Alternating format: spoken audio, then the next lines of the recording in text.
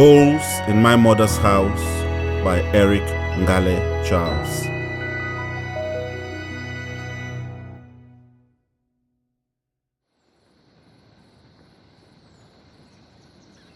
There is a separation, a complete disconnect between my physical and my spiritual body.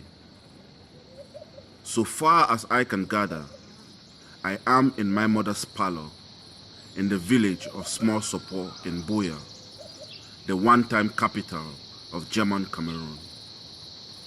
Yet, I can see myself lingering over the east side of Cardiff City Stadium in Leckwith. I can see the shopping center with its different stores, coffee shops and gyms. I can see two women with McLaren prams trying to get their babies into enjoying the morning breeze. Their babies are crying, chucking their dummies out of the pram and onto the pavement. It seems their young minds are distracted by the sounds coming from the ice cream van. I can see Mr. Ali, a rugged-looking gentleman from Grangetown, the wrinkles on his face hiding the distant and tragic memories of his once home, now a broken and desolate landscape. Mr. Ali signals his arrival into Close Park Gwent at exactly 11:47 a.m. on Saturdays with the nursery rhyme. The wheels on the bus goes round and round, round and round, round and round.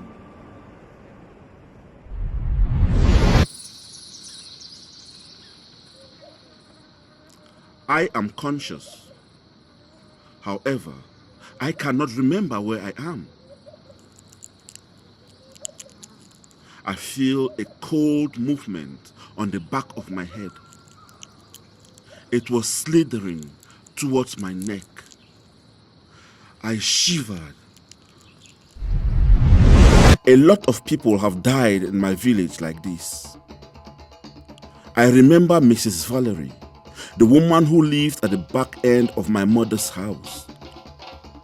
She woke up one morning only to find a large viper wrapped around her neck.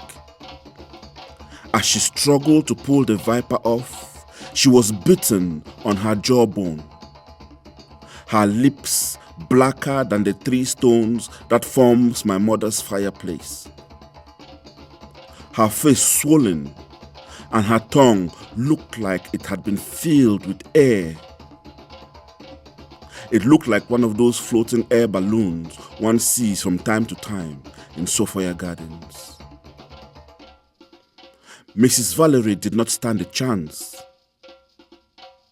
The villagers did not bother to embalm her. Mrs. Valerie was simply wrapped in a blanket and buried behind her thatch roof house. These reptiles sought hiding places at night, especially during the harmattan season. They sneak into the house and under the blanket. If one were to mistakenly roll on top of them, you are guaranteed sudden death. I struggle and I open my eyes. I was not greeted by the kind of dawn that greets as one woke up in Cardiff. Oh, the comfort of Leckwith. The sun rays and morning lights making their way into the house through the brown mesh curtains, the sights of the giant pillars holding Cardiff City Stadium, or the sound of my neighbor's hungry dog barking. Instead, as I adjusted my eyes, I noticed the sun rays coming into the parlor through many tiny holes that forms part of my mother's wooden house. Growing up, I did not see these holes. After all, I was born here. This is the roof that first embraced and catered for me, long before I found myself in Wales through mysterious winds. Why was my mother not concerned with the sizes of these holes? Was she not worried that Ekongis, the spirit of the dead that roamed the nights and returning to their graves at early dawn, may one day stop and investigate her house through these holes? I wondered why my mother did not move into the 5-bedroom modern house my sister built for her before her untimely death in 2003. I was born in this house. I would die in this house.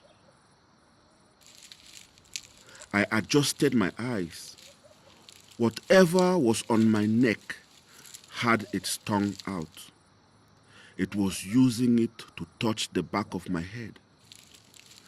I could feel it slithering towards my upper spine. As it was moving, it was licking. For the first time, I wished I was in Cardiff. I took in deep breaths.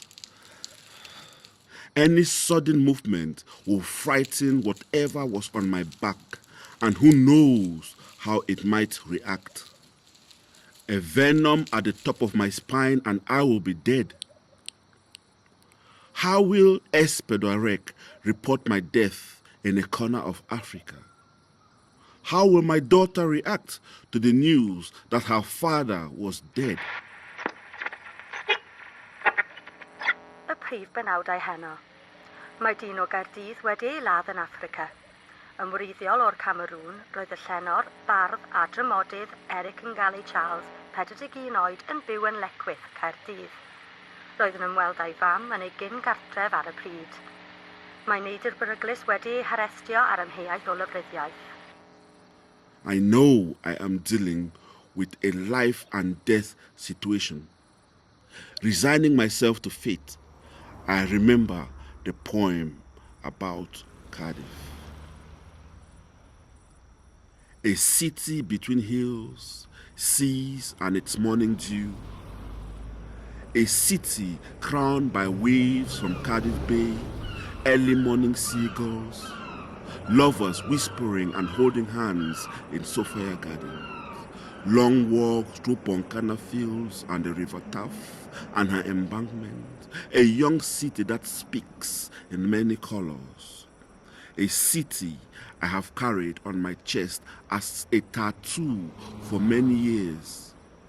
Its moons, its many rains, its singers with voices as far as Brecon mountain ranges. I remember my friend's dog Yanto in Romilly Road, Cardiff, a guard dog that licks burglars. I wish Yanto was here to scare or even bite whatever was using my neck as a playground. It was then that I decided I wasn't going to die without a fight. Slowly, I curled myself into the fetal position. Using my right hand, I reached and grabbed whatever was on my neck. I squeezed hard, intending to suffocate it. Quickly, I dropped it onto my mother's green carpet. "Why are you up so early?" my mother shouted. "Nga." My mother has never told me she loves me. In my country, love is expressed in how someone calls your name.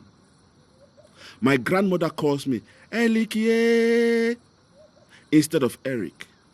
My mother calls me Nga instead of Ngalle. "Why are you up so early?" "I just needed to go to the blockhouse." "Well, next time, make sure you do it quietly. People are still trying to sleep." I can hear her blowing into her handkerchief. A few minutes later, my mother started snoring. The young girl Teresa, whom my mother had adopted after fleeing from the civil war raging in the northwest of the country, had been there all the time, watching me. To her, I was a Wajeli, those who came. There is something on the carpet. Teresa and I looked at each other. We smiled. In the silence that transpired between us, she knew I would not be sleeping in the parlor again. Okay. You must promise not to tell people I was frightened out of my mother's house by a baby wall gecko. For truly, Wales had changed me, and I had forgotten the ways of the people of small support.